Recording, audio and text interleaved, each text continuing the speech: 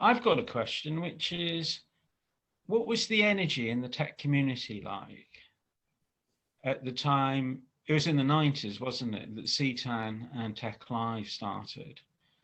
And what was the energy there, and what was the situation before all that happened? Okay, well, it actually goes back earlier than the 90s.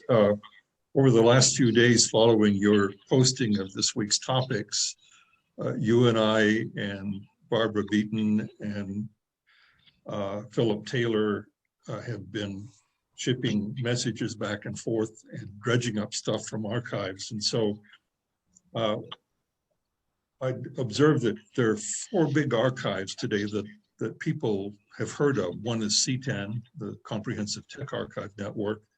Another was CPAN, that's the Comprehensive Pearl Archive Network. The third one is CRAN, the Comprehensive R Archive Network. And the fourth one is arXiv.org. There are 2 of those. There's arXiv.org and arXiv.org, and I refer to the second. And so we did some historical digging, and it turns out that it looks like the earliest references we can find are the formation of the Aston Archive at Aston University in the Birmingham area in 1987.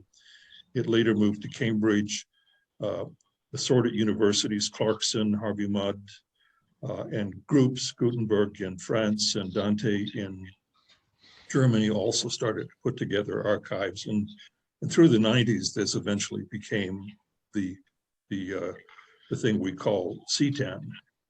It's going to take more digging to find out exactly when that name was adopted and who was responsible for it. But the point is, it's really been a community effort. Lots and lots of people have contributed to this.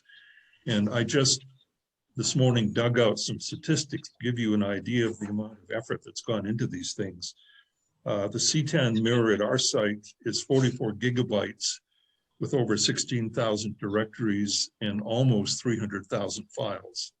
The TechLive archive is over 15,000 directories and 230,000 files and occupies about 13 gigabytes. So there's a tremendous amount of work that's gone in. Hundreds, if not thousands of people have contributed. I think the number of LaTeX packages is of the order of 5,000 these days. And there's somewhere between 10 and 20 million lines of code when I last counted. And just to put that into perspective, it's worthwhile to remember that Tech and Metafont, these 2 separate programs, one for typesetting, one for font designs, are astonishingly similar in their size. They both expand to about 20,000 lines of Pascal, but they've proved enormously solid pieces of software that have lasted for about 43 years now.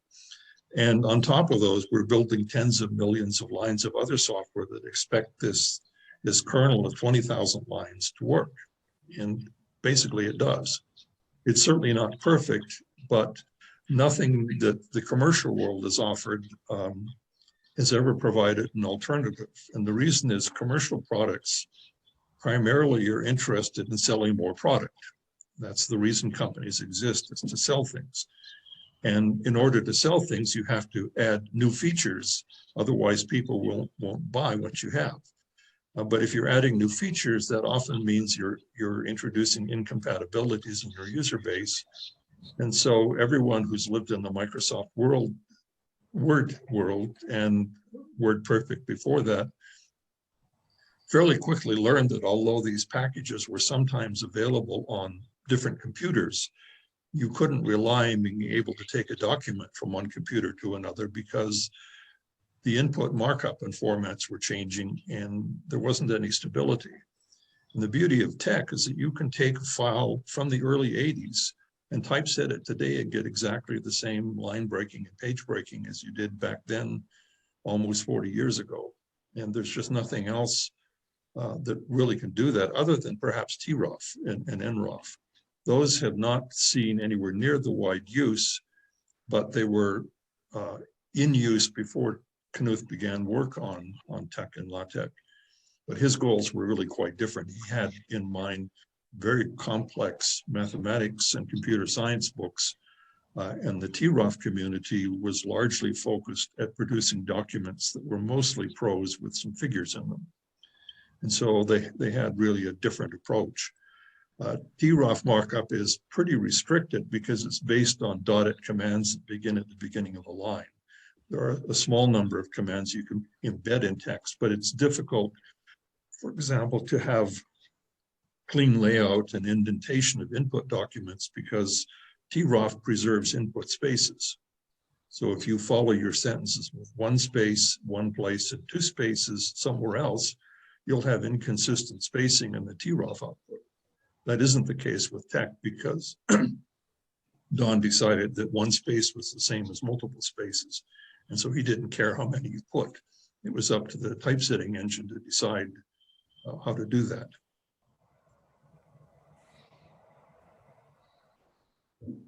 Now, in terms of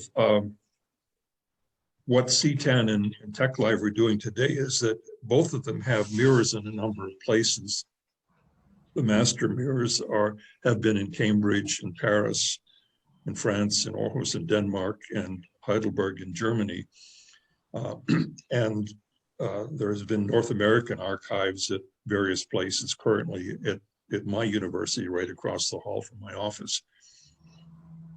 And we have in the past produced DVDs that contain the CTAN archives, but they've now unfortunately gone way beyond the capacity of a single DVD. And so mostly CTAN is used for web access.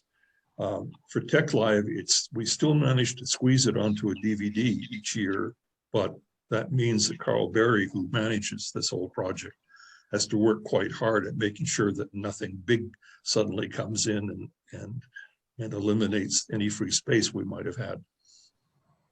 Because even though people in Western Europe and Japan and Korea and parts of North America are used to having reasonable speed internet access, that isn't true for much of the rest of the world. And so it isn't feasible for people in many countries and even areas within my own state to download a 20 gigabyte file. They just don't have the network bandwidth. And so we have to be able to distribute things on DVD that we can send to them in postal mail that they can then load onto their computers.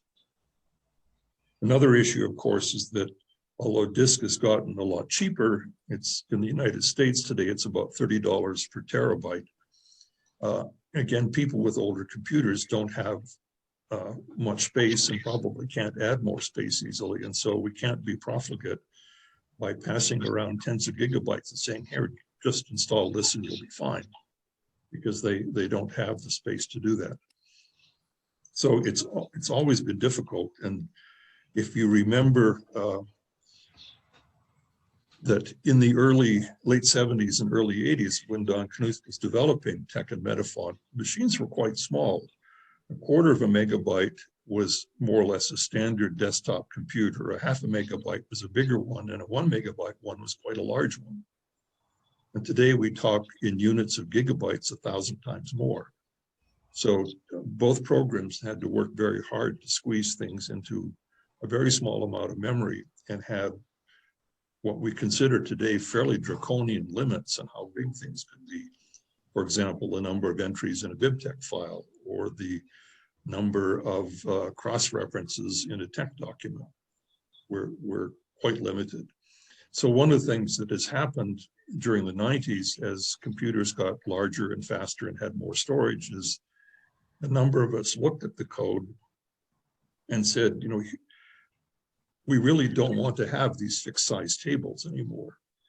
We didn't worry much about Metafont because that's largely a stable program with a relatively small user base. But for TeX, it was important to be able to increase the sizes of things, and the same was true of BibTeX.